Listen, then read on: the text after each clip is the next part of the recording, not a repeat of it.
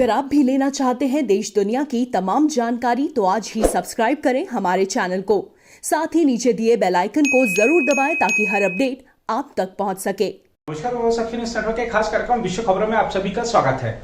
बशर अल असद चौथी बार सीरिया के राष्ट्रपति चुन लिए गए हैं। उनका 7 साल का कार्यकाल फिर से शुरू हो गया है। खास बात यह है कि युद्धग्रस्त देश सीरिया, जिसके 1 करोड़ से ज्यादा लोग विदेशों में शरणार्थी जीवन जीने को मजबूर हैं, युद्धग्रस्त देश सीरिया जिसके बड़े इलाकों पर विद्रोहियों का कब्जा है, युद्धग्रस्त देश सीरिया जिसके हजारों नहीं लाखों लोगों ने मतदान का बहिष्कार किया, वहां बिना किसी अंतर्राष्ट्रीय निगरानी के चुनाव हुए और बशर अल असद 95% से ज्यादा मत लेकर निर्वाचित हो गए। और लगातार हम देखें तो पिछले 50 सालों से इस परिवार का राष्ट्रपति पद पर कब्जा है। सीरिया के चुनाव परिणामों का आज के इस कार्यक्रम में विश्लेषण करेंगे और बताएंगे कि विश्व समुदाय का सीरिया के चुनाव पर क्या कहना है। इसके साथ ही असद परिवार की राजनीतिक ताकत का भी विश्लेषण करेंगे। आपको ये जानकर हैरानी होगी कि 74% से ज्यादा अगर आबादी देखें सीरिया की तो वो सुन्नी मुसलमानों की है। शिया मुसलमान सीरिया में 10% से भी कम है। लेकिन आप हैरत में रह जाएंगे कि इसी 10% से कम शिया समुदाय से ताल्लुक रखते हैं राष्ट्रपति बशर अल असद। लगातार चौथी बार निर्वाचित हुए तो यकीनन कुछ न कुछ तो उनकी ताकत होगी। क्या ताकत है उनकी, आइए करते हैं इस कार्यक्रम में विश्लेषण। सीरिया के राष्ट्रपति बशर अल असद को चुनाव में चौथी बार ऐतिहासिक जीत मिली है। अधिकारियों ने बताया कि युद्धग्रस्त देश में चौथी बार असद का 7 साल का कार्यकाल शुरू होगा।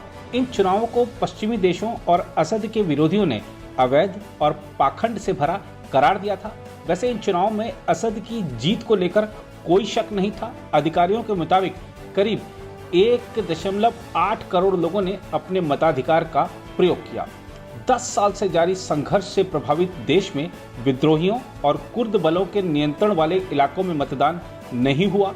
उत्तर पश्चिम और पूर्वोत्तर सीरिया के इन इलाकों में कम से कम 80 लाख लोग रहते हैं, जिनमें से अधिकांश विस्थापित हैं। करीब 50 लाख शरणार्थियों ने मत नहीं डालने का फैसला किया। अमेरिकी और यूरोपीय अधिकारियों ने भी चुनावों की वैधता पर यह कहते हुए सवाल उठाए कि यह संघर्ष के समाधान के लिए बने संयुक्त राष्ट्र के प्रस्तावों का उल्लंघन करते हैं। इनमें अंतर्राष्ट्रीय निगरानी का अभाव है और इनमें सीरिया के सभी लोगों का प्रतिनिधित्व नहीं हुआ है। लेकिन इन सब की परवाह नहीं करते हुए सीरिया की संसद के अध्यक्ष हम्मूद सब्बाग ने मतदान के नतीजों की घोषणा की। उन्होंने कहा कि असद को 95.1% मत प्राप्त हुए हैं। इसके साथ ही उन्होंने बताया कि बुधवार को 17 घंटों तक चले चुनाव में 78.6% मतदान दर्ज किया गया। इस चुनाव में स्वतंत्र निगरानी करने वाली कोई संस्था शामिल नहीं थी। असद को 2 प्रत्याशियों की तरफ से प्रतीकात्मक चुनौती मिल रही थी, जिनमें एक पूर्व मंत्री और विपक्ष में रह चुके एक नेता शामिल थे। 10 वर्ष पहले देश में संघर्ष शुरू हुआ था, तब से यह दूसरा राष्ट्रपति चुनाव है।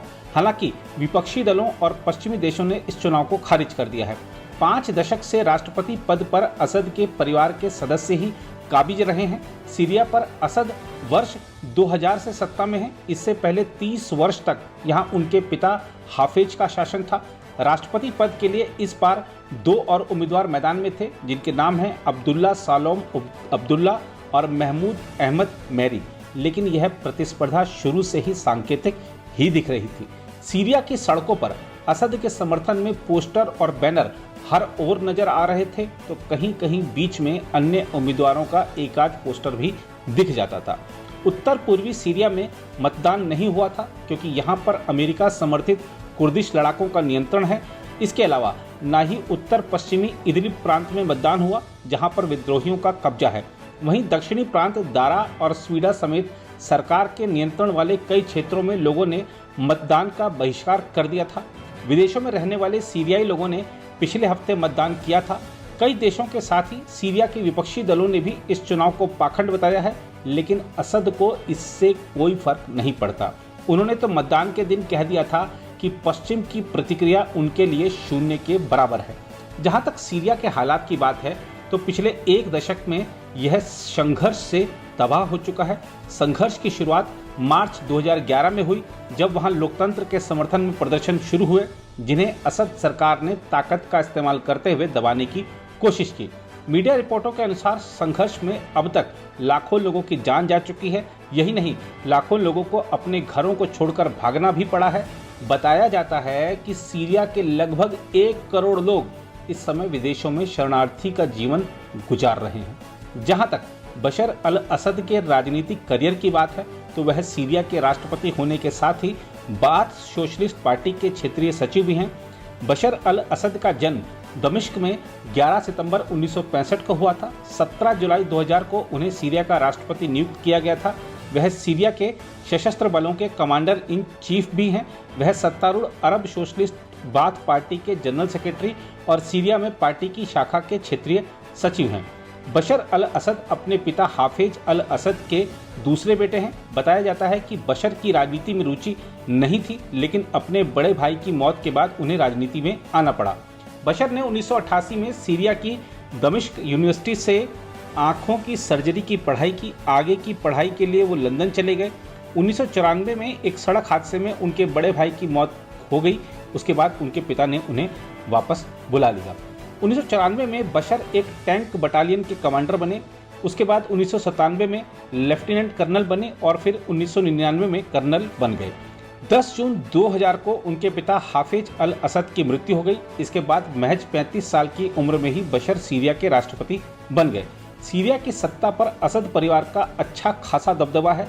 2011 की अरब क्रांति भी उनकी कुर्सी नहीं हिला सकी थी। ये उनकी ताकत का ही नतीजा है कि 74% सुन्नी मुसलमान आबादी वाले सीरिया में 10% से भी कम आबादी वाले शिया समुदाय के बशर अल असद निरंतर राज कर रहे हैं।